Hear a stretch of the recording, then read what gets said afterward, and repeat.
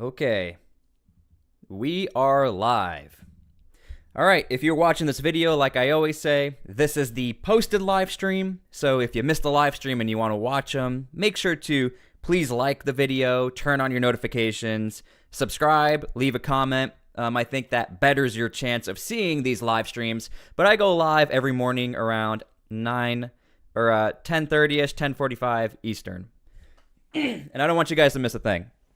So we have a lot to talk about, a lot of stories. I sort of had an issue of trying to hone in on what would be relevant to you guys or what you'd want to know. And if you guys are joining the live stream, it's great to see all of you. Thank you so much. And God bless you guys.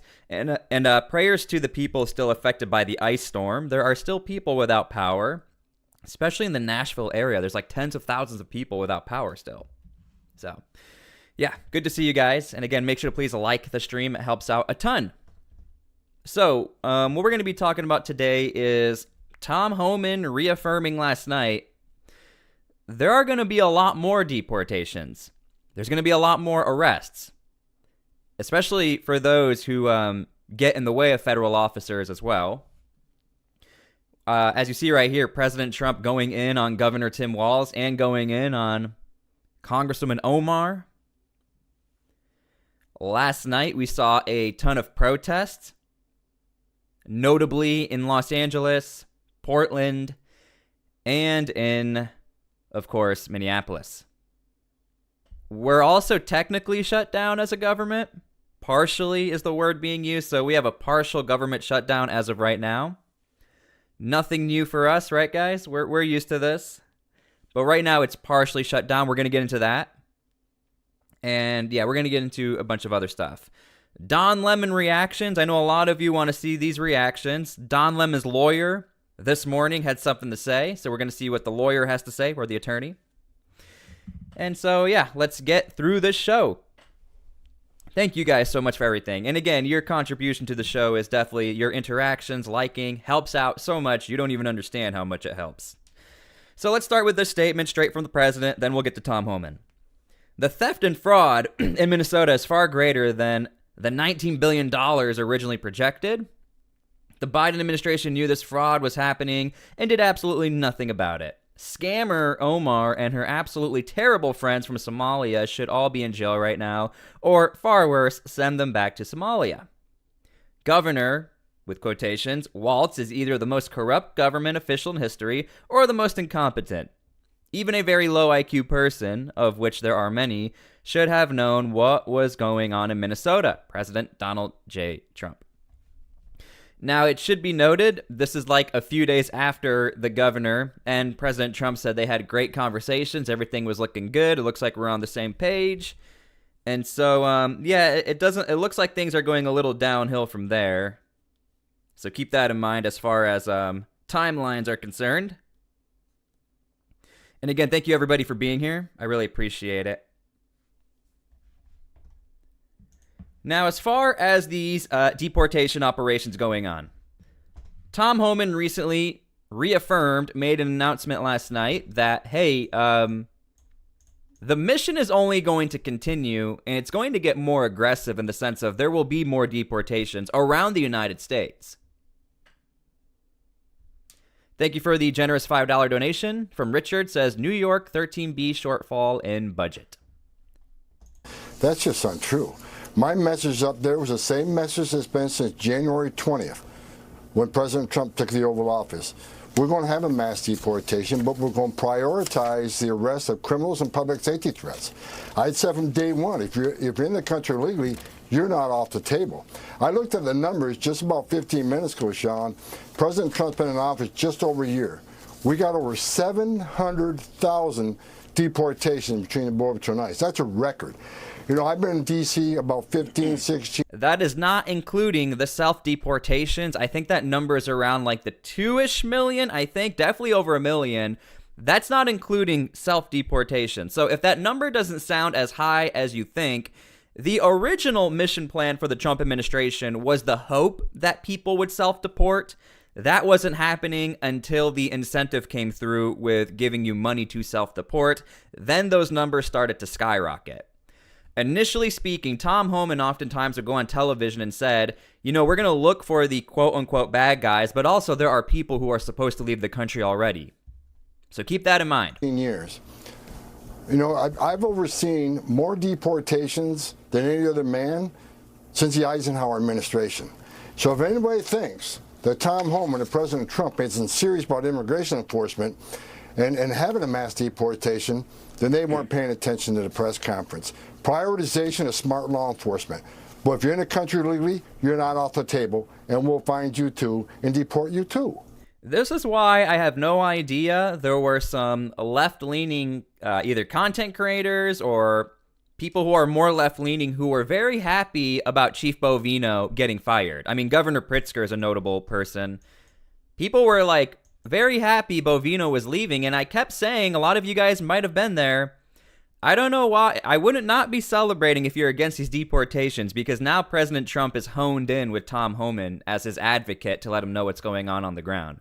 So in my opinion, Tom Homan is actually more aggressive, broadly speaking, than Chief Bovino, and has a lot more power than people realize. And thank you again for being here, guys. Oh, no, politicians are cause of a lot of the rhetoric. When they can hear a senator or a congressman call us Nazis and racists, that just empowers and emboldens that small percentage that are already nuts, and they're going to take action against an ICE officer. Wow. And I said it during my speech. I don't want to see anybody die, and neither does President Trump. So please, let's continue this discussion. Let's continue working with us in the jails and the prisons. Sorry, let me correct myself. Chief Bovino was not fired. Chief Bovino was sent back to his sector to do his job as a sector chief. However, to a lot of conservatives, many people still consider him fired, considering he is not in Minnesota right now or conducting those missions as Commander Bovino at large. Again, it's still up in the air as far as what's going to happen. You're going to see here in a second, we have an operation coming up in Springfield. So we can protect the communities of Minneapolis and make this country safe again. Okay.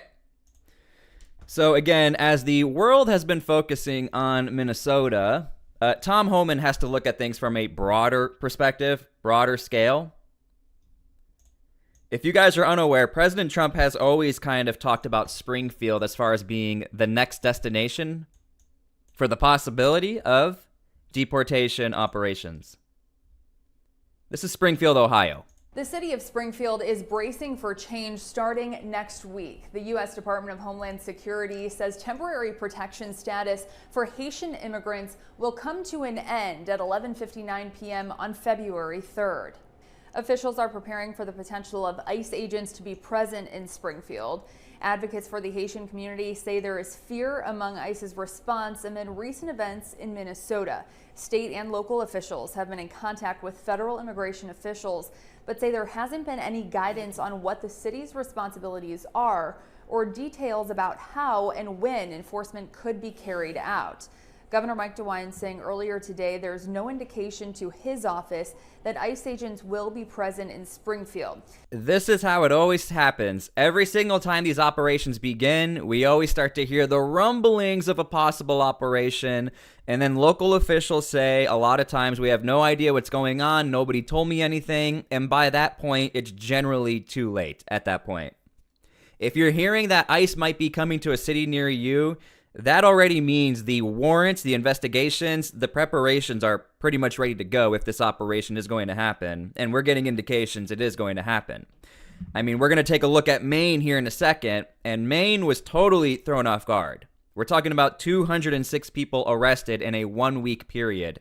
That is a lot for Maine. The governor denouncing the potential deportation of Haitian immigrants, saying it's not ethical amid the current status of their country. Here's what he said earlier today. And so I have no idea whether ICE is going to come into Springfield, Ohio or not. I really don't. That's a really good question. I'm curious what you guys think about it. J.R. Williams asked, do you think it's smart for Trump to telegraph his next move? Why not just send the forces without saying anything and then brag about the results? Don't give the crazies time to get together. Well, first things first, we have to remember This is not like a war, although it gets talked about as a war. Remember, even if you don't like a certain political ideology, we have to remember these are Americans. And I think that to the Trump administration, they want people to work with them. Tom Homan has said, we want to work with you, but if you don't work with us, at least move out of the way. And so where I stand with that comment, and that's a really good question, I do think President Trump and the Trump administration makes these vague announcements that we're coming to your city in hopes that there's cooperation. And if there's no cooperation, you guys are subscribed to my channel, I hope. We see it every single time with these new operations that like we get a lot of pushback. Policies get put into place. Mayors you've never heard of go into the public and say, we don't work with ICE. And I do think that's partially part of the Trump administration's tactics to really show these are what sanctuary cities are all about. And you'll see here later in the show, there are some members of government who want to possibly make it illegal for sanctuary cities on the federal scale. But if they come, you know, we will have the Ohio State Highway Patrol to back up the Springfield Police Department, to back up the Clark County Sheriff's Office. Now, the governor added if tensions do escalate, he is prepared to bring in additional law enforcement. More on what the governor... All right, and on my channel, we were actually covering what was happening in Columbus. And in Columbus, we had the same thing. There was a lot of pushback on the localized level, and that really slowed down, but still. Now, as far as this operation, I think it has toned down a little bit, but as of right now, the number is 206 have been arrested in this main operation. Something I want to point out is, by a show of hands, how many people even knew that that was the number? Unless you watched YouTube, or unless you saw a random report on television, for those of you who watch mainstream, how many actually knew that 206 people have been arrested in Maine? Honestly. Because, look, the media cycle is focusing on the Trump administration's priority in Minnesota. But as Minnesota operations are continuing and underway, we have these other operations going on that are very successful for the Trump administration. So keep that in mind. Again, I do think this could be a bit of a tactics change. Who knows? But again, I'm just trying to show you guys the evidence that there are more deportations coming, in my opinion, for the year of 2026. Now, here's a clip from, well, we'll get to that in a second. Well, yeah, let's talk about this partial government shutdown for 1 second, just to get a baseline, and then we'll get into the Don Lemon stuff. The effects of the partial government shutdown should be pretty minimal. House Speaker Mike Johnson wants to hold a vote on the Senate package Monday night. Johnson is calling on House Republicans to support the deal the president made with Senate Dems. It only funds DHS for 2 weeks, which Dems say will give them time to negotiate changes to the agency. Senate Democrats will not support a DHS bill unless it reins in ICE and ends the violence, ending the roving patrols. 2, enforce accountability. Masks off, body cameras on, no secret police. Every officer must have clear identification. Now, we've already talked about those implications as far as what that means, what that doesn't mean. But the biggest thing is that could be hard to enforce or almost be a non-negotiable for Republicans. I can see the mask issue possibly being a thing, considering Todd Lyons is not a fan of the masks as well. But as far as wanting specific warrants, only wanting specific judicial warrants, that is, I don't think that's even possible. Because if that's the case, it makes it impossible for ICE to just go down the road and inquire, who are you? Are you an illegal immigrant? That would make it illegal. You need a judicial warrant. So keep that in mind. Meantime, as you see there, anti-ICE protests continue not only in Minneapolis, but throughout the country. In Los Angeles, several protesters clashed with federal agents during the ICE Out nationwide day of action on Friday. LAPD blamed what they called violent agitators, prompting them to issue a tactical alert. Several people were arrested. And we will get into that later. So yeah, just so you guys are aware, we're in a partial government shutdown, but the real action will be taking place next week. Again, there's a 2-week funding for Homeland Security as far as the partial funding. And to be honest with you, I'm sure some of you might be confused. I'm a little confused because a lot of the prioritization of the talking points has to do with ICE, but ICE is already funded. And so I'm really curious to see what the discussion is going to be back and forth, considering this is an overall Homeland Security funding package, but ICE is already funded, but the talking points are to reform ICE. So we're going to have to wait and see how that goes next week, but keep in mind we're technically in a partial government shutdown. So this was posted by Pam Bondi yesterday. As you guys know, the other really big news is this Don Lemon speak. And I think you're either going to be surprised or not surprised how many lawmakers and people are really speaking on behalf of Don Lemon. So let's start with this very short clip. This was posted by Pam Bondi herself. Make no mistake, under President Trump's leadership and this administration, you have the right to worship freely and safely. And if I haven't been clear already, if you violate that sacred right, we are coming after you. All right. And we are also being told apparently more people will be arrested involved with that as well. So here's the big news right here. We actually have the attorney of Mr. Don Lemon. Here's what he has to say. They didn't do it just in the way you're supposed to. They wanted it to be terrifying. Mm-hmm. They wanted it to be intimidating. They wanted it to create fear. So he lives in New York. It's not Minneapolis. He's going to Los Angeles to do his job, which is to cover, in this case, the Grammys this weekend. They wait until he's in Los Angeles. That's not enough.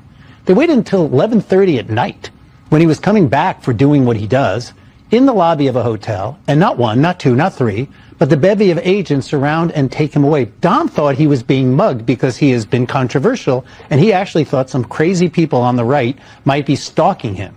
Can I pause just for a moment? Because I think it's so important for people to hear. Now, I do want to point out, I was talking to some friends last night. I was curious. Let me know what you guys think. I am curious if the Trump administration possibly was thinking, do we go to the Grammys and arrest him there? Again, I have no idea. The arrest obviously occurred after the fact, but I was just posing the question. I'm wondering on a tactical level if the Trump admin was possibly thinking about doing it at the Grammys. Who knows? Hear this. We just showed Georgia's video. How many agents surrounded him in the lobby? I'm trying to count right now, but let's put it this way. It's more than the one that would have been necessary to do it the right way. And they're cloaked, and they're protected, and they're armed. Mm-hmm. This is to somebody who's not a threat, doesn't have a criminal record. He's not Maduro in Venezuela that you have to snap out. You basically have heard from his attorney, and they don't care about any of that. So they take him away. And that's what happened. But they didn't just take him away. Remember, they didn't just stalk him in Los Angeles. They did it at 11:30 at night, so they knew that he'd have to spend a night in jail for no reason whatsoever. But they did that on purpose. All right, so those are some of the first statements we're hearing verbally from his attorney. We do have a written statement as far as maintaining innocence, and really sort of the same talking points, if you will. No, we won't go to that. Now, I found this video rather interesting. This is going to be from Kim Katie USA. If you guys ever want to see just some raw footage and news, Kim Katie USA is probably one of the best on X right now, in my opinion, to get that news. Now, one of the other really big talking points and things we've been looking out for was this tactical shift in how Homeland Security, they were performing their operations on the ground. You guys may have heard or not heard. There has been a brief put out or a mission statement put out for Homeland agents, whether Border Patrol or ICE, to tone it down on the interaction with protesters or people following Homeland, or if Homeland perceives them to be a threat, just acknowledge them in a professional manner, if you will. And so I actually found this clip, and I am very interested to see how you guys feel about it.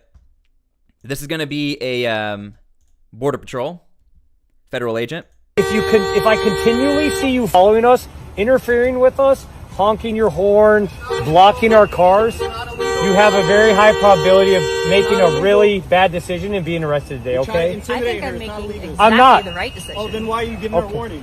I'm giving her a warning to not interfere with what we're doing, to not make a bad decision today and ruin your life. Well, bad Okay, decisions. thank you. That's funny coming from you.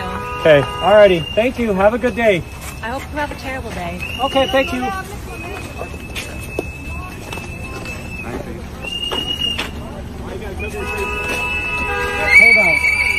And just to be clear, this is in Minnesota, by the way. Watch out, it's slippery. Watch out. Yeah, there's a lot of ice around here. Have fun. Okay. Have fun. Don't make a bad decision today. It's not illegal to follow you. What is illegal is stopping people on Constitution. Okay, so you guys can let me know how you feel about that. That is one observation or something I've been looking into as far as looking at the interactions between federal agents and people who may or may not be following them, especially in the Minneapolis area. Again, that briefing reportedly says to tone it down with interactions and just be professional, I guess, or just give your warnings. So be on the lookout for that. Okay, now shifting back to the Don Lemon situation. Again, a lot of lawmakers were actually speaking on behalf of Mr. Don Lemon. There is a notion out there, too, that Don Lemon getting arrested may or may not impact some of the talking points within the government as far as talking about Homeland Security operations and things like that. This is from Hakeem Jeffries. Don Lemon is an accomplished journalist whose urgent work is protected by the First Amendment. There is zero bias to arrest him, and he should be freed immediately. The Trump Justice Department is illegitimate, and these extremists will all be held accountable for their crimes against the Constitution. So again, you can kind of see right here, tying it in together, we know that there is this push for some Democrats to want to prosecute ICE agents or federal agents involved with these deportation operations.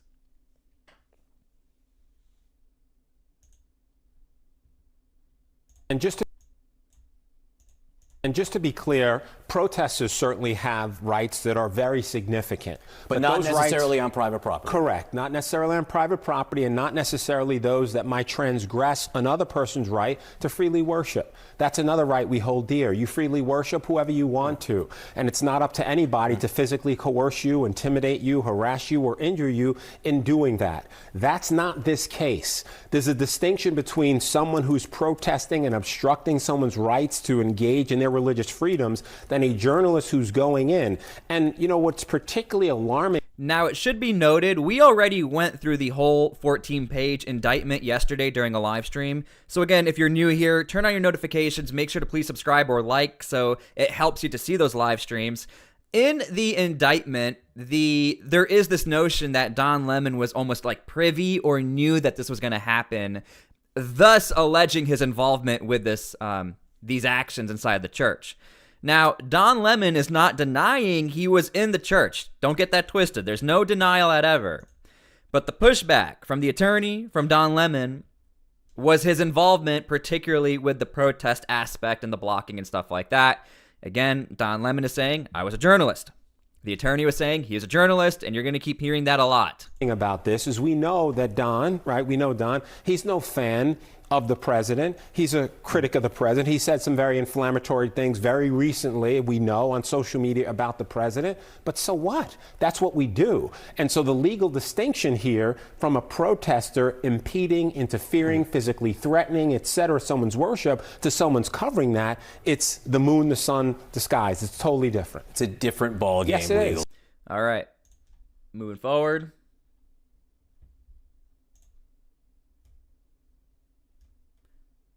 Asked this in the Senate today. Obviously, it takes unanimous consent to get to a quick vote. Lindsey Graham is still speaking on the Senate floor right now, going through his objections, some related to this immigration issue, some unrelated. I will note that some of what we were talking about earlier with Don Lemon, the arrest of Don Lemon, might factor into this and how quickly we could see a vote in the Senate. I am curious what you guys feel about that. Using Don Lemon's arrest as far as talking points from political figures. Now, it should be noted, and I'm a little confused about this, there's another journalist who was in there as well. And I am seeing you guys, this has been like the debate forever now. What exactly is a journalist? Does that mean you have press credentials? Does that mean you went to school? Does that mean you're on camera? Am I a journalist? Like, one thing I think we're all learning together is that we seem to have this new development of what people may perceive as a journalist. Are you a journalist if you're only on TV? I mean, at this point, I'm not even sure exactly what that means anymore. Because I see right now with a very generous $10 donation, Chad says, Lemon's not a press member nor press pass credentials. Fired from CNN. He's on social media influencer right now. And that's what Chad says. But there was another journalist who was in that church, and she was arrested. But I'm pretty sure I have a speech from her. Well, Senate Democrats have been negotiating with the White House all week on this package in order to get this 2-week runway to try to negotiate changes to ICE and reforms to ICE. Now, after that more conciliatory, de-escalatory, if you will, posture from the White House, Democrats are looking at the comments the president has made in the last 24 hours, in addition to this, and thinking, well, he's going back on his word. He's reversing himself. So Democrats have leverage. Any individual senator has leverage, of course, to hold this up, not indefinitely, but for at least a few days. And I'm told that Senate Democrats are right now considering their options in light of what happened this morning and the news that came out this morning. And we did just see that Hakeem Jeffries already did use Don Lemon as far as a talking point to get to a talking point. Like we see right here, Don Lemon is an accomplished journalist whose urgent work is protected by the First Amendment. And then into the talking point, there is zero basis to arrest him and he should be freed immediately. The Trump Justice Department is illegitimate right here. And these extremists right here will all be held accountable right here. So again, just trying to show you guys this could be a thing. It is already a thing, but next week we will see probably a lot more of that, to be honest with you. All right, continuing on. This is not happening in a vacuum. Big picture, we know that our former colleague Don Lemon has been a big critic of Donald Trump. In 2018, he called him racist on our air. Donald Trump has been a huge critic of Don Lemon. He called him in 2023 the dumbest man on television, end quote. So one question, is this arrest more about revenge and retribution, which Donald Trump has made clear there are people he wants to go after? And then one other thing we know. President Trump likes to create distractions. Yes. There is a lot going on this week. It was a bad week for the White House. His polling is bad, the ICE raids, the killing of these 2 Americans, and what's happening today? The Epstein files. Okay. So again, just trying to show you guys all the different talking points here, whether or not you agree with it. I don't want you to be caught off guard when you start hearing Don Lemon's name possibly in the chamber. Now, opposing viewpoint, this is from Megyn Kelly.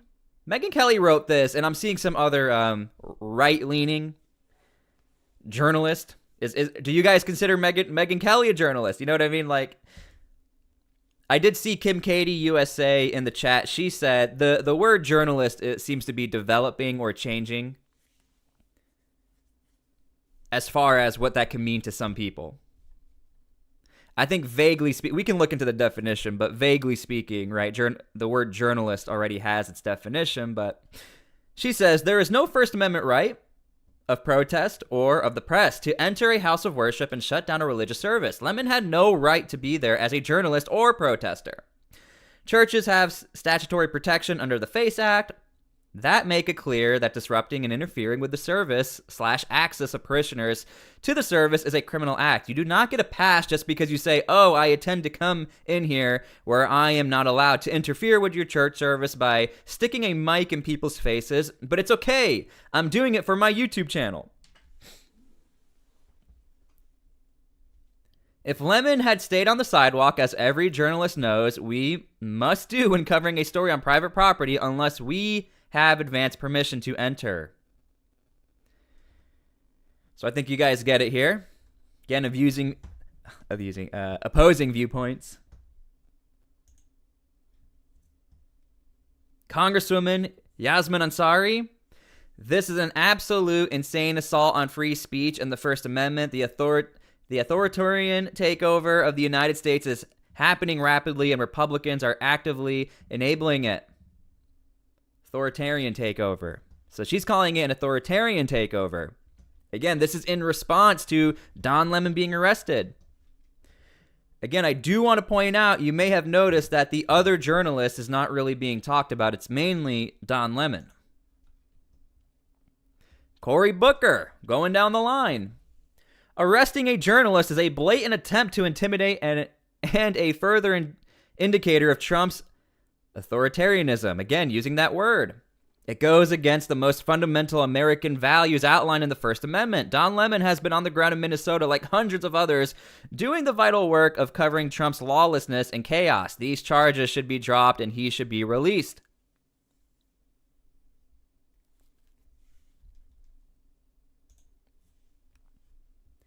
Senator Chris Van Hollen.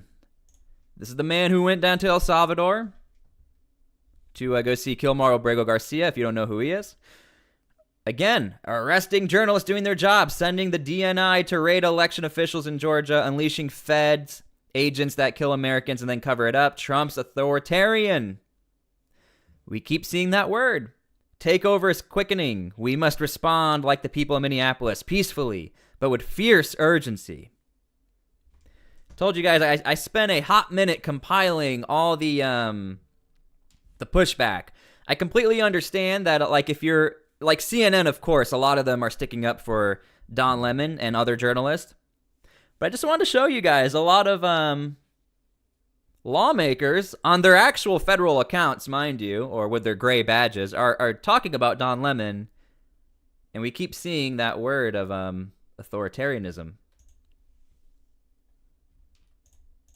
Here's Mr. Brian Stelter. Almost immediately was responding to when he got arrested. Here's what he had to say. And don't worry, this is not the Don Lemon show. There will be other segments here, but there's a lot of responses. But I actually do think it matters because I personally do think next week we will be hearing about this. Has said all along that he was there not as an activist, but as a journalist. In fact, he was saying those words and repeating that out loud when he was inside the church. But he clearly knew something was taking place that day with the protesters. He told his viewers on YouTube to stay tuned because there was something about to happen. He was careful not to have his camera crew walk into the church until there was a disruption. And I would urge people to go online, actually watch the YouTube video, see. Now, this is kind of being pointed out that Brian Stelter said he was waiting for Don Lemon to go in until there was a disruption. We also pointed that out in the last show. Chad left a very generous $5 donation and said, Cam Higbee carries his pass and credentials for this very reason. He's actually been surrounded by cops before in Los Angeles during the first big protest, and he was able to get out of a situation because he had his press credentials. You're not technically press under law, your footage can be seized, is what Chad says. Thank you for the generous $5 donation. And I would urge people to go online, actually watch the YouTube video, see how it all went down. I think Lemon's reporting from inside the church was very valuable. As a viewer, I learned a lot about how it happened, how it all went down. He interviewed some of the protesters in real time, yes. He also interviewed some of the worshipers, and I thought their comments were really insightful about what they went through, about how troubled, how scared they were by the disruption. At the same time, like I said, you learned a lot from the protesters about why they decided to show up there, believing that one of the pastors at the church also worked for ICE. So this video on YouTube, this is the real focal point. This video, it of course happened on a Sunday morning. This video was then streaming for everyone to see. Yep. And by Monday, the day after that incident, there was a lot of online outrage on the right. Many calls from MAGA loyalists to have Lemon arrested. I think an important part of the story here is the amount of pressure the Justice Department, Pam Bondi, and others have been under from the right to arrest Lemon, to take action. Okay, so while we're here, I just got a DM from somebody. Just so we know what the definition of a journalist is, I don't have a dictionary in my vicinity, but this was sent to me, so this is the definition, just so we know, and you guys can decide how you feel about it. A journalist is a professional who contributes to the dissemination of information through the collective editing and presentation of news in various mediums and areas of interest, such as investigative journalism, political journalism, sports journalism, business journalism, and many more. And I'm being told this is from Indeed.com. That is what a journalist is.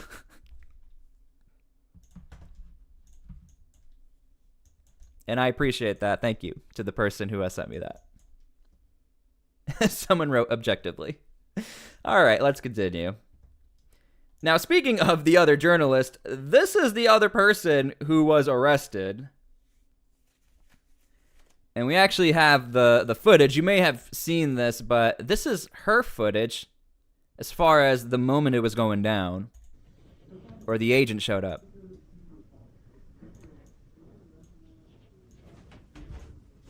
Yes. And right there is a federal agent.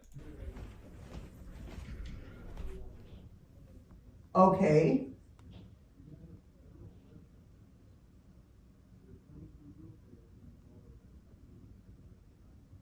Okay, well, this is really scary. There's kids in the house. You guys have not been really friendly in the community. And to me, this seems a little, can I finish, sir? Can I finish? Can I finish? Get your phone. This seems a little bit aggressive to have all these cars in our cul-de-sac, 2, 3 agents, and now I saw the one disappear to the back. So to me, this is a little aggressive to just serve a warrant. Slide the warrant. Let me see the warrant.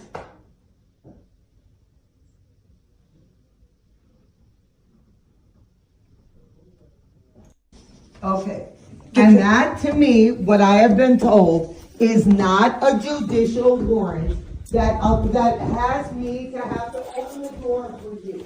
Okay, and then there's another video, and later on in the video, she does clarify she is being arrested as well. So she posted that to the internet so everybody could see what that looked like, and again, you can let me know how you feel about it.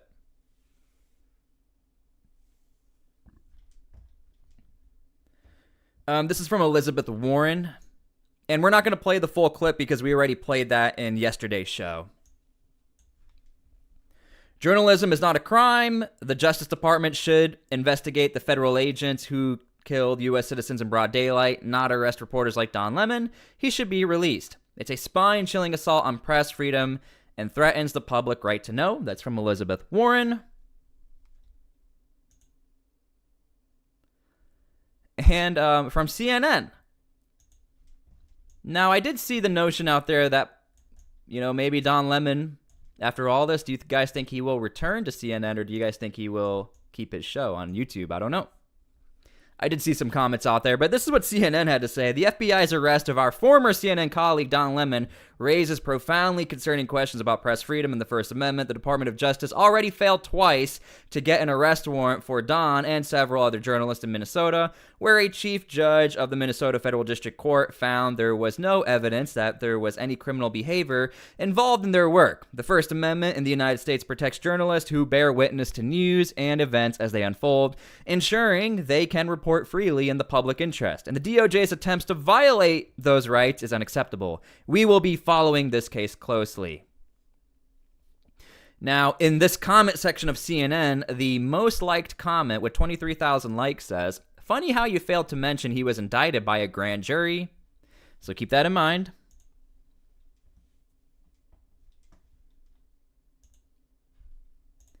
Now, this was like the actual reaction, or a very interesting reaction, if you will, or not reaction. Reaction to the arrest of Don Lemon overnight. Do I have a reaction to what? To Don Lemon's arrest overnight. Do I have a reaction to it? I don't know what that means. What are you looking for me to do? Jump up and down? No, I don't have a reaction to it. I don't know that the charges are unsealed yet. So no, I can't. I'm not going to comment on that. Okay, so there you go. That's the non-reaction. That is from Mr. Blanche.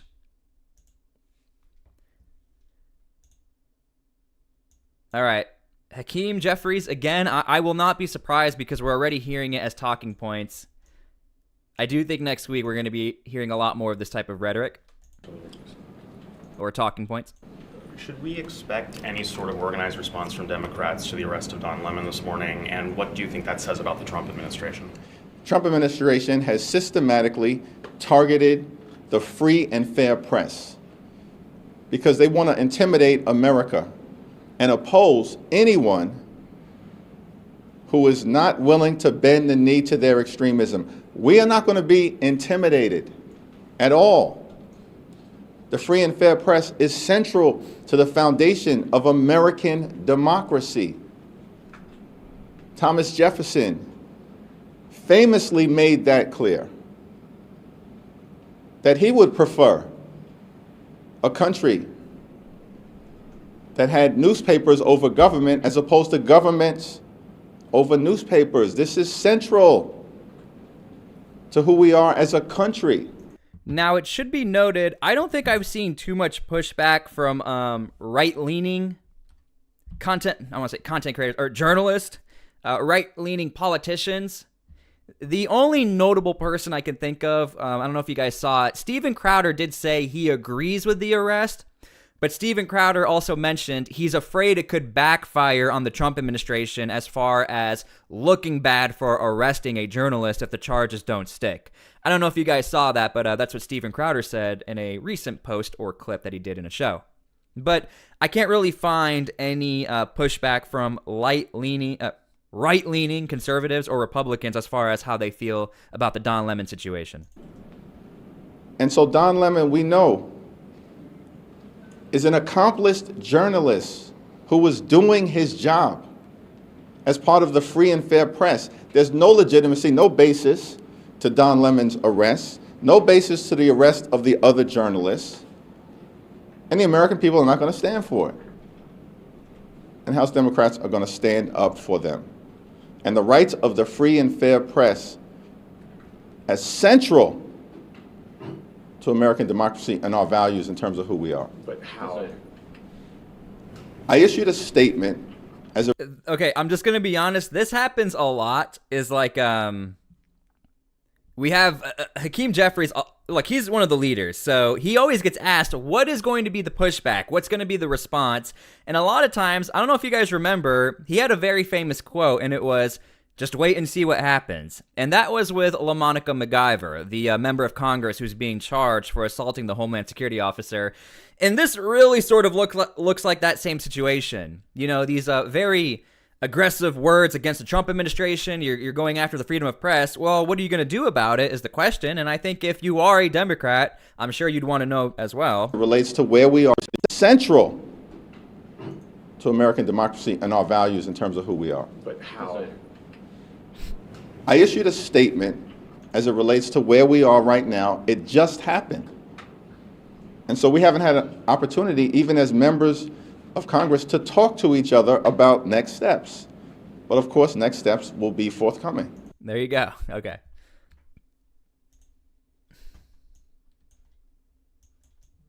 Moving on. Jasmine Crockett had something to say about it. Donald Trump and Pam Bondi once again violated the Constitution. They're wasting your taxpayer dollars arresting journalists while protecting pedophiles and murderers, Renee Good and Alex Preddy. That's authoritarian BS. Again, I think, is it every single person that we've seen so far, as far as a lawmaker, has used this word, authoritarian. Authoritarian. Elizabeth Warren did not.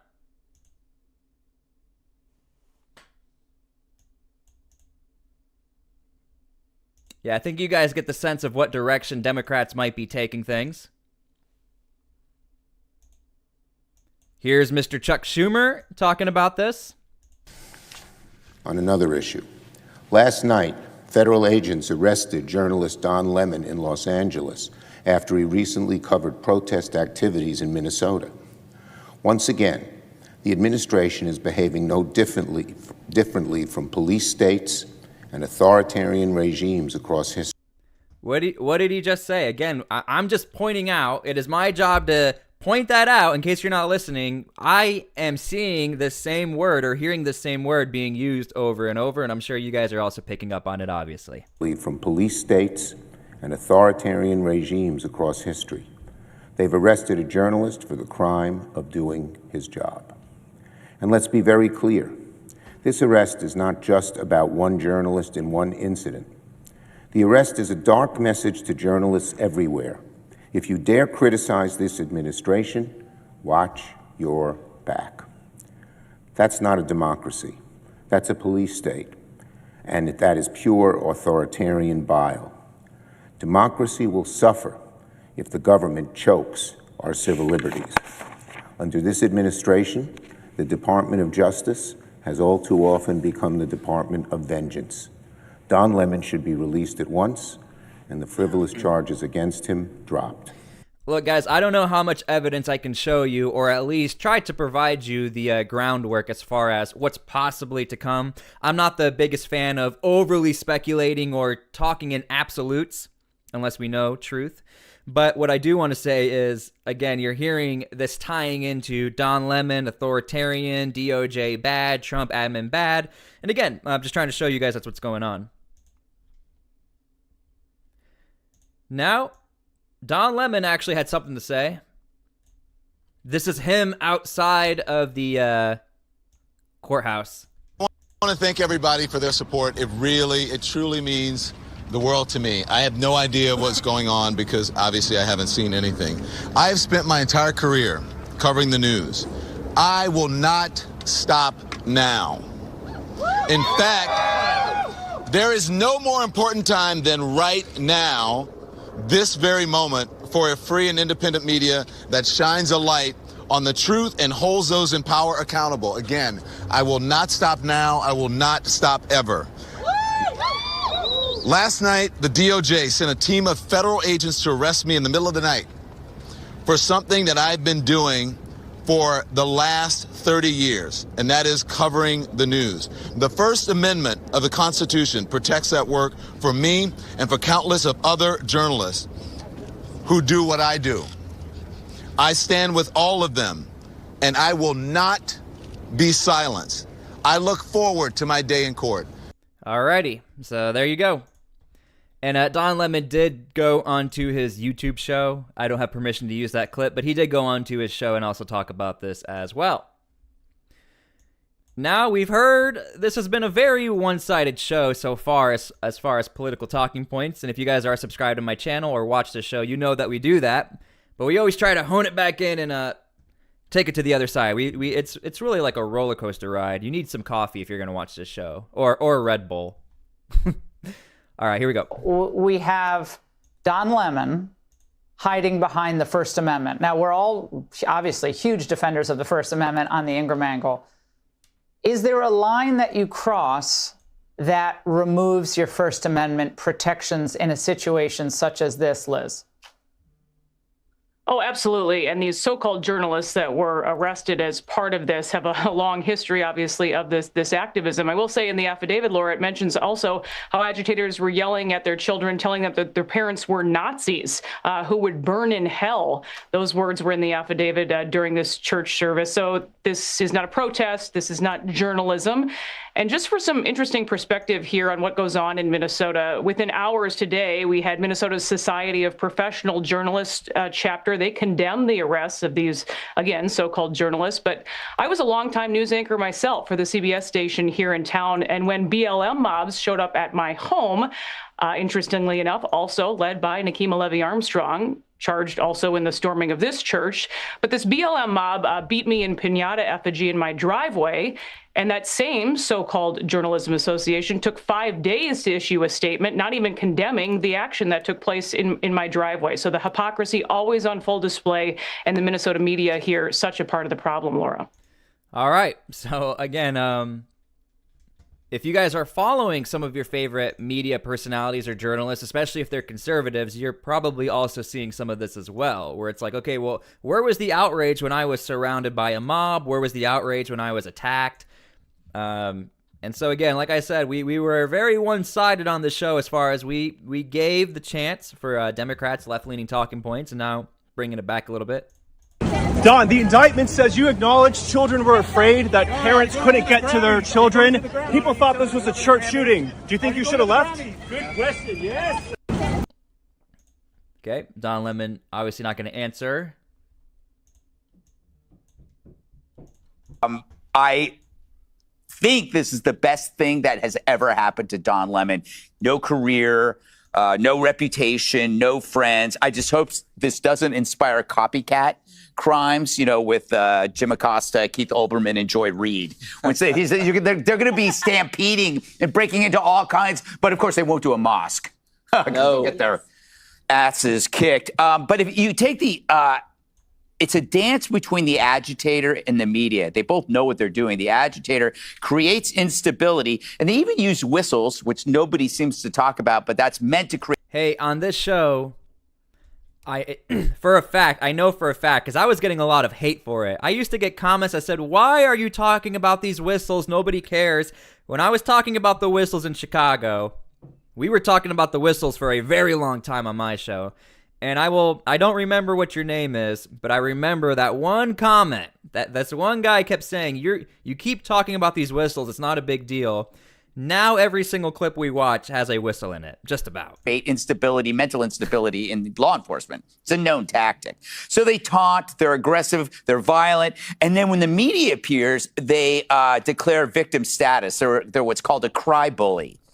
So they get you all riled up, and then they fall down like a pro soccer player, when a ball comes rolling at them. The media did the same thing in the Summer of Love, where they just airbrush a filter of romance over insanity. The neat thing about Lemon is he collapses the agitation and the media into one ghoulish, comical symbol. Him. He's both the media and the agitator in one. Saves a lot of time. Meanwhile, what the politicians are doing is they're indulging a moral panic, which they did with Trump and trans and COVID. And I'll be honest with you, it is hard to find that specific talking point. We have to assume there are people. Look, we know on one side people are upset with Don Lemon. On the other side, people love what he did and he shouldn't be arrested. But then what about that middle that he's talking about as far as Don Lemon? You may consider him a journalist, but you may not be too happy with what he did there. He may have crossed a line. It is virtually impossible to hear or find that talking point, so I apologize I'm not able to find that for you guys. But again, I guess we could call it a silent majority, not silent majority, but the silent ones out there who may like Don Lemon but don't like his actions. We're just not finding anything like that. And if it's out there, I mean, man, it's hard to find themselves protecting rapists, pedophiles, because in their world of indiscriminate compassion, they actually don't see the violent criminal. They just see whoever is punishing them. And you'll notice this especially, and it came to my mind watching this, how the left and the media never pay attention to heinous murderers until they're on death row facing execution. So they don't care. And this is what the Trump administration refers to as the silent majority. I actually have a clip. I just didn't play it just to move on with the show. President Trump talks about that silent majority as far as there are people that like what the Trump administration do, but they're just not saying anything. And you guys hear that a lot, the silent majority. About any of the victims, but when it comes to the criminals' time in the seat, they freak out. Last point, Jacob Fry, is that his name? Mm-hmm. He said, if you don't do something about this, your city is next. All right. And somebody left a comment. I'm sorry, I did not see your name. King of Donaires. You need to read the indictment, T-SPLY. We actually read the whole indictment yesterday, if you guys want to see that video. And make sure to please subscribe and turn on your notifications so you guys don't miss those types of videos. Now, here is the other journalist, Georgia Fort. Or not. Again, I do not recall any of the lawmakers or higher profile lawmakers talking about her in their comments, mainly speaking on Don Lemon or speaking about Don Lemon in connection to talking points. I should be protected under the First Amendment, just like all of the journalists who I've been advocating for too. I've been advocating for mainstream media journalists who have been brutalized for months. Do we have a constitution? That is the pressing question that should be on the front of everyone's minds. And so to everybody who showed up today, thank you. Please continue to support the other people who are being charged. Obviously, because there's ongoing litigation, there is not much that I can say beyond what I'm saying now. But to my understanding, the other people being charged are not claiming to be journalists, by the way. I think the word journalist, I think, is being referred to her mainly and Don Lemon. If there were other journalists, I did not see that report, but when we keep hearing the word journalist, again, I think it's her and Mr. Lemon. Amplifying the truth, documenting what is happening in our community is not a crime. And the questions that were asked a few weeks ago on a Sunday morning by concerned community members, those questions still need to be answered. And as a journalist, I am committed to continuing to follow the story until their questions are answered. Alrighty, so those are her statements. And again, she was the one who released that video as far as the moment she was about to get arrested in her household. Now, some people, of course, do not think Mr. Lemon is a journalist. I know you save unpopular opinions for Table for Five, which everyone should watch on Saturday mornings, but I'm going to start with an unpopular opinion, and that is calling Don Lemon a journalist is like calling AOC a free market capitalist.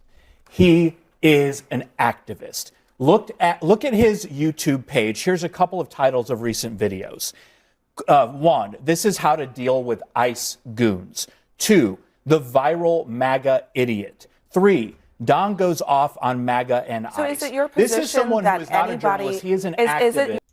I know. All right, so you guys can leave your comments down below. I couldn't tell if Abby was smirking at those comments or titles, but yeah, just to throw it out there, I mean, YouTube is definitely a different landscape as far as titling and imagery. It's not just about the video, it's obviously about everything else, so keep that in mind. All right, so I think you guys get it. That is the responses from the different responses as far as Don Lemon. Again, I do think next week we'll be seeing a lot more of that. Now, yesterday was technically a day of shutdown, not referring to the actual government shutdown, but the protests that were occurring around the United States. And here is some of that. So this is Minneapolis. And then just lastly, what's your message to the people who are not here in Minneapolis and Minnesota, who haven't experienced what people who have been living here have been experiencing? Believe what you see, not what you're told, not what you hear. Take the evidence and make your own judgment about it. And know that we are all people and we are all oppressed. And we have to stay together and believe the truth and find it together and stand together. Okay, thank you. Stay warm, all right? All right, so I thought you guys would find that interesting.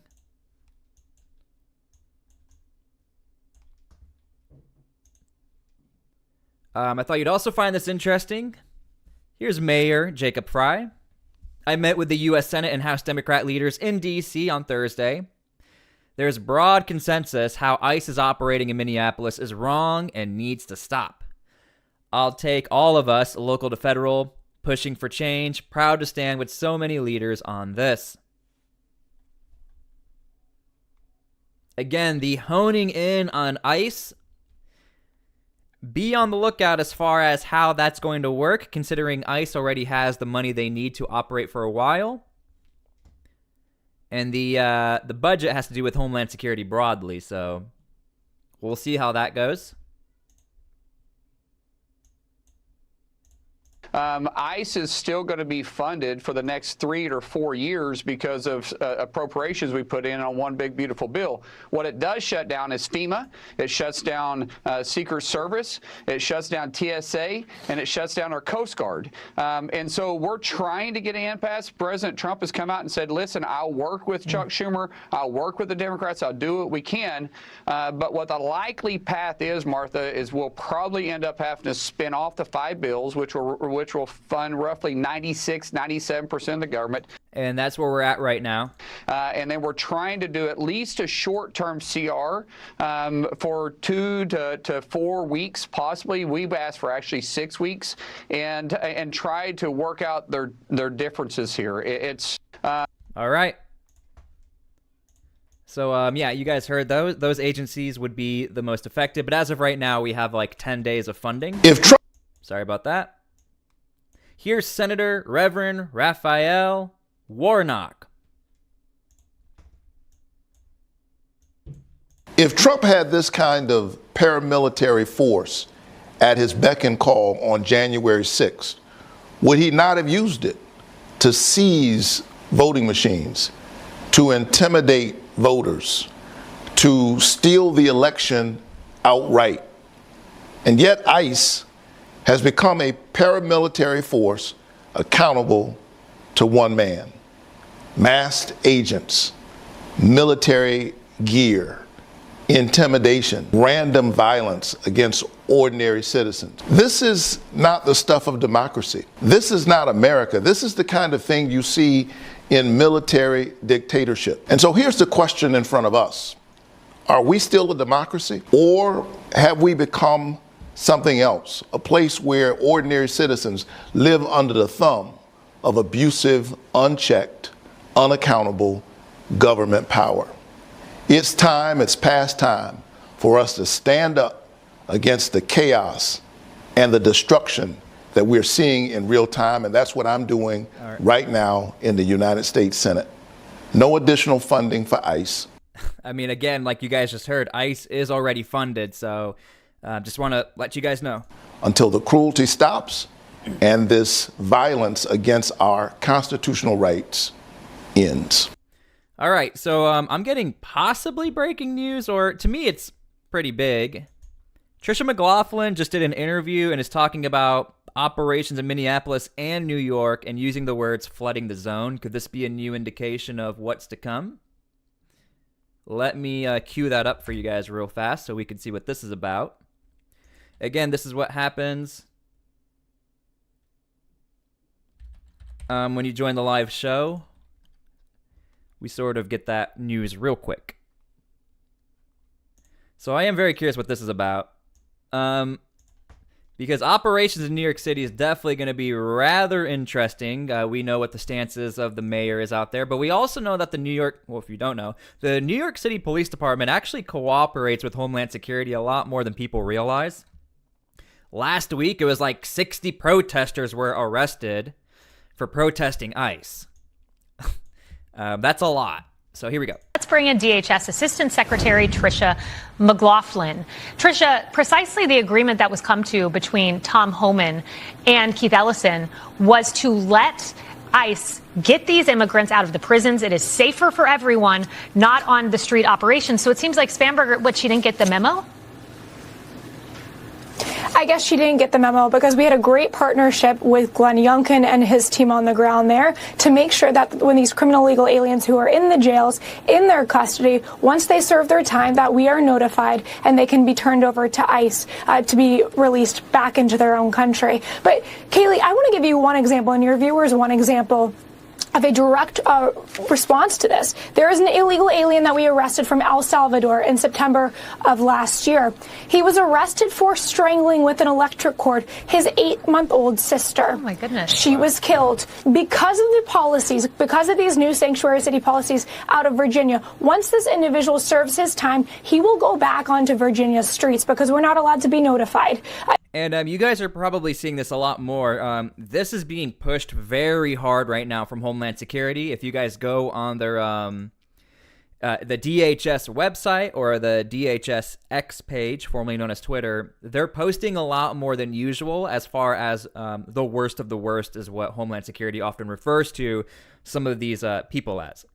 That is absolutely heinous, and Virginians are going to be... And again, there's a really big push from the Trump administration, I think, in the messaging to let people know about these detainers. When I first started making these videos, I don't think people realized what sanctuary cities, what the policies were really about, and the complications it can create as far as cooperation between the federal government and the state-level governments. A lot less safe because of this policy. Tricia, that is insane, what you just told me. And I saw on your Twitter feed that in New York, this is just likewise insane. 6,947 illegal aliens with criminal records were just let out on the streets of New York right behind me. That's exactly right. And we saw the same out of Minneapolis, which, of course, we're trying to solve for. I'm so glad that Tom Homan is on the ground there trying to make really what is common sense deals, because all we're asking for is for state and local cooperation. I mean, just a couple more of these individuals that we've picked up off of the street in the last few days, Kaylee, out of Minneapolis. An individual from Laos convicted for rape and sexual assault. An individual from Vietnam convicted for sexual assault, homicide, negligent manslaughter. Another from Laos convicted for homicide. These are the people who have been walking around Minneapolis with impunity for the last few years, and who ICE, because we're not allowed into those jails, we have to flood the zone and get these individuals out of the country. That's what we're doing in Minneapolis. That's what we're going to be doing in New York with those sanctuary city policies. All right, so you heard it straight from her. that's what we will be doing in New York as well. All right.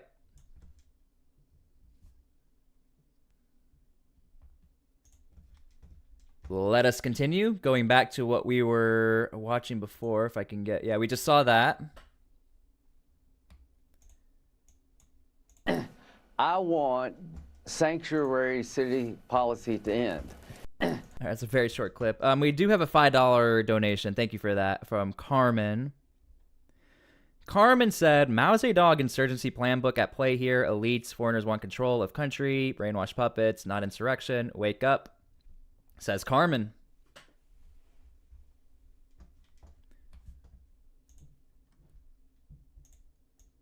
Moving forward here.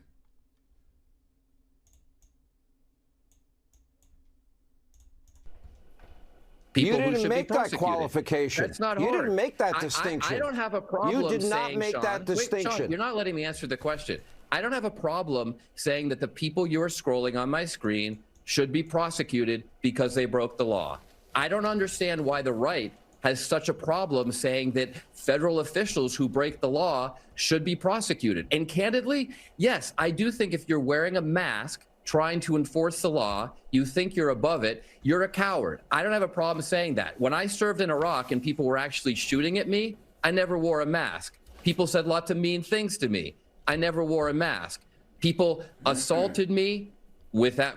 They tried to kill me too, but when they assauled us, we didn't turn around and murder them. That's just acting as a professional. Okay, so again, I'm sure we hear this a lot.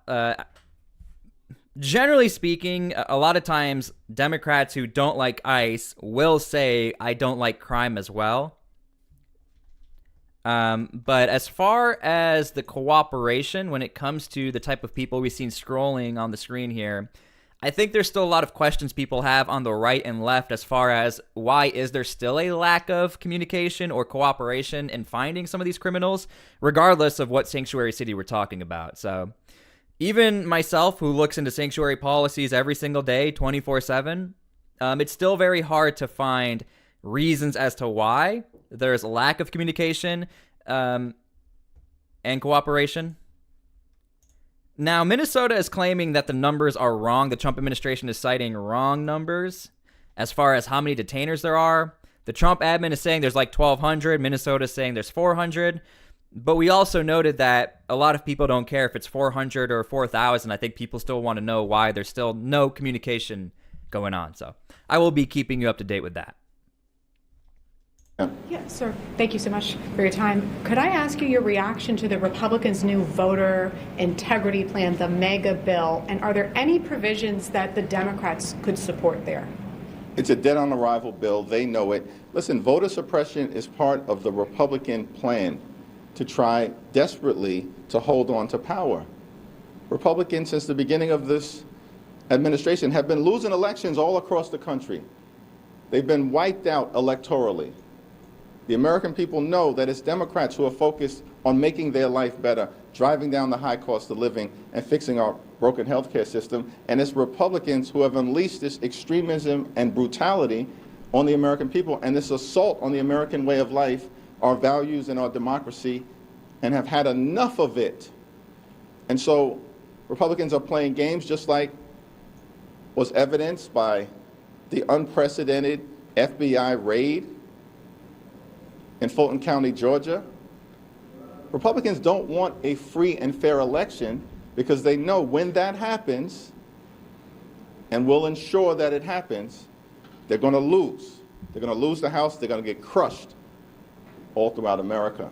All right, so I figured you guys would want to see that. Again, sort of shifting that blame to Republicans from Mr. Hakeem Jeffries saying they don't want a fair election. His words. Now, I put this clip in the wrong place. So I found this interesting. Mayor Karen Bass, while the protests were occurring in Los Angeles, was doing this interview with CNN, and then like in the background, there was literally the protest going on. That was yesterday, last night. Well, I can tell you that the situation is under control, but it is ongoing. And I do want to point out, here are the federal agents, obviously, and I want you guys to look at this part of the screen. Right here. Well, I can tell you that the situation is under control, but it is ongoing. And there was a interaction that was violent for a minute, but it was brought under control. First, you had the federal officers defending the federal building, and they acted in the beginning, and they dispersed tear gas. Then when it moved into the street, then of course the Los Angeles Police Department takes over. There is a show of force there, but so far they have been managing it. I think it's down to about 150 people, and they're kind of scattered around one particular intersection. So I think that it will end okay, but we are on a tactical alert right now in our city, and all of this is unnecessary. We have to go back to the origin of all of these protests. Nobody would be protesting now in the street if Minneapolis hadn't happened. We wouldn't have had protests in Los Angeles if they hadn't invaded us.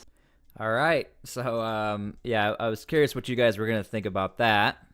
Karen Bass notably calling what happened in Los Angeles an invasion.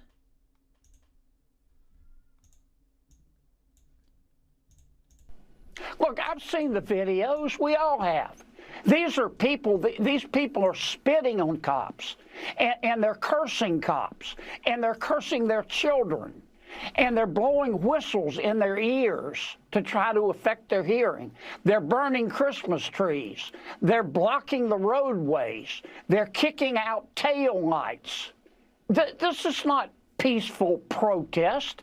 And I have great respect for the congressman that was on before me, but how can one person be so wrong about so many issues as the congressman? It's a gift, man. No disrespect, Congressman, but you need to eat more fiber. Just turn on and watch TV. Look at the videos. All right, so let me know what you guys think about him. Senator John Kennedy, I think, represents another portion of viewers or observers who watch some of these protests. As far as, some people say it's peaceful, some people say it's not.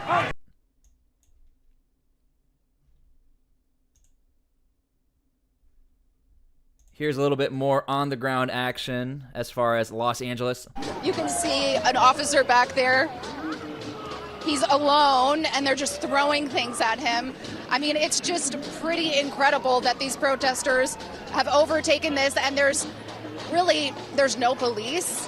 I don't see anybody. Now, remember, in the Karen Bass interview, she was saying, the federal agents, they were defending themselves, and then once they got pushed back to the street, that is when the cops showed up. Now, I don't have the Google Maps open for you guys, but just keep in mind, this distance right here is not a lot. It's maybe like 200 feet from this doorway to the public roadway. And so as far as, you can see right here, not a lot. He's alone, and they're just throwing things at him. I mean, it's just pretty incredible that these protesters have overtaken this, and there's no police. I don't see anybody here to kind of manage this crowd. So like I was saying, this is at the tail end of a very long day. Looks like they're cheering because they were able to push that officer back inside. Okay, and now people, okay. All right, so again, just to show you, that's what it looked like a little bit on the ground in Los Angeles. Let me move forward. Try and maintain a distance because we don't want to get caught in the crossfire. You have to be careful. I mean, I really feel, for the position that these officers are in, because this is not a good position for them at all. And she's talking about the federal agents, by the way, and this is on CNN. I thought you'd find that a little notable. The federal agents standing right here. Federal Protective Services, those are the guys in charge of protecting federal assets, mainly buildings. Eventually, the police did come in at night, by the way. Do keep that in mind. They're really backed into a corner here. They're coming out. All right, we're going to back it up. I mean, some of these officers are coming out in jeans, in plain clothes. Like, it doesn't appear that there's any organized situation on their part. Okay. Excuse me. Veronica, us. I don't want to interrupt you, but we're being told that we should let you go, and I want to let you go so you can move back out of that area. All right. So, yeah. Here's Karen Bass again. We're seeing a lot more of Karen Bass here lately as well, so I did want to play some of her clips. Do you think Donald Trump is eroding democracy? How can I not? I mean, there is nothing that says... And again, mind you, this is happening when there is that protest occurring. This is that same interview. He isn't. I think about my poor colleagues in Minneapolis. They have a police force of 600, and they've brought in more than 1,000 officers. That literally overwhelms their police department. I saw the complete misuse of the military here. Remember, the experiment started right here in Los Angeles, and I said it was an experiment. It was very clear to me that one of the ultimate goals in all of this is for the American people to accept a militarization of our cities. I mean, I don't want to see it be a year from now that we've grown accustomed to seeing troops up and down our street. We had 4,000 National Guard people. It should be noted that actually with the Minneapolis situation, some Republicans and conservatives are actually upset that the Trump administration has not activated or indicated he feels comfortable even wanting to use the Insurrection Act or use the military in Minneapolis. You guys can let me know how you feel about that. That's from J.D. Vance and from President Trump as well, as far as them both saying we have troops on standby, but it looks like we have enough federal agents as well. And Tom Homan as well saying we want to have less federal agents in Minneapolis. People here who basically had nothing to do. They were watching video games. Mayor. Alrighty.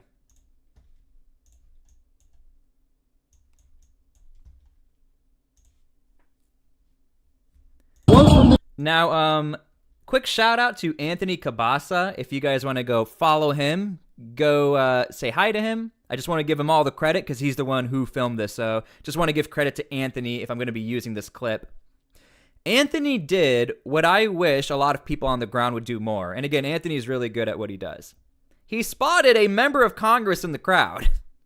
And if I'm in the crowd and I see a member of Congress, to me that's sort of a big deal. Considering you don't necessarily, when was the last time anyone's ever seen a member of Congress in their whole lifetime? You're just walking in the street and you see a member of Congress. Now imagine you're at a protest and you see a member of Congress. And you saw what those clips looked like. Anthony Cabasa managed to find Representative Maxine Waters. And he asked a really good question as well. So again, all the credit to him on this one. Dr. Myers, what do you think about the violence unfolding right now with the ICE agents? Literally in the background, by the way, this is happening. Well, let me tell you. Sure. You have to know that they have violent ICE, they have violent police, they have violent border guards, and we have to be careful. We must protest, we must not be intimidated, but we must be careful not to... Do you condemn the violence right now against ICE agents? They're throwing water bottles and rocks at the ICE agents. Well, I haven't seen that. Okay. Okay, so she's saying she hasn't seen that. So again, massive shout out to Mr. Anthony. I think we should be better about giving credit to the guys on the ground, the men and women on the ground who get these clips for us. So if you want to screenshot that, that's Mr. Anthony Cabasa who got that. So I'm curious what you guys think about that.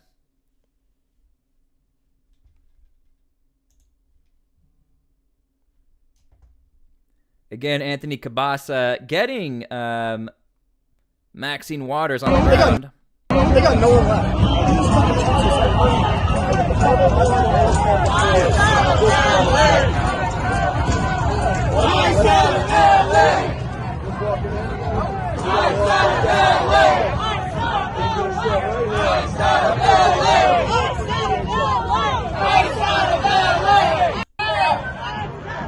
Now, at this point, the police are coming out literally with riot control gear or like a more tactical posture.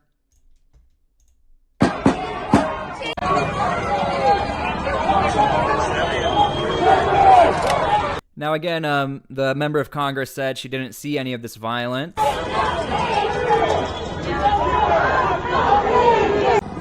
Alrighty. I thought you guys would find that interesting. And again, shout out to Mr. Anthony. Good job getting that clip for us. So, yeah, I think this is a good place to stop. I mean, this is going to be all of the most notable and relevant information as far as what's occurring on the ground, not only in Minnesota, but other areas. I want to do a lot of research or more research into what's happening in Springfield. If you guys got here later in the show, it's being reported that Springfield, Ohio is going to be the next area of operation as far as some sort of federal mission or federal surge involving ICE agents. ICE agents was the only federal entity being noted. I'm not hearing about Border Patrol. We'll see. Will Chief Bovino randomly appear in Springfield? I doubt it, but the Trump administration had a lot of success in Maine. And whether or not you like ICE, the numbers do speak for themselves as far as what the Trump administration was trying to accomplish in Maine. So keep that in mind. Alrighty. I hope you guys enjoyed the video, and I have a lot of research to do today as far as getting you guys more information. And I will be keeping you up to date with like the Don Lemon stuff, government shutdown stuff, so make sure to please subscribe, turn on your notifications, and like I always say, please pray for peace. I am a Christian, so I do think it's important we seek peace, pray for peace, seek Christ. And I really respect all of you guys. I appreciate all of you guys. And God bless to the people who are still in that snowstorm, ice storm situation as far as not having power. I think Nashville has like tens of thousands of people still without power. So, yeah. And I hope I was as fair as possible looking at both sides for you guys. Thank you guys so much for everything. And, all right. Love all you guys. God bless. And again, we need those prayers, guys. Thank you. We will see you all later. Thank you, guys.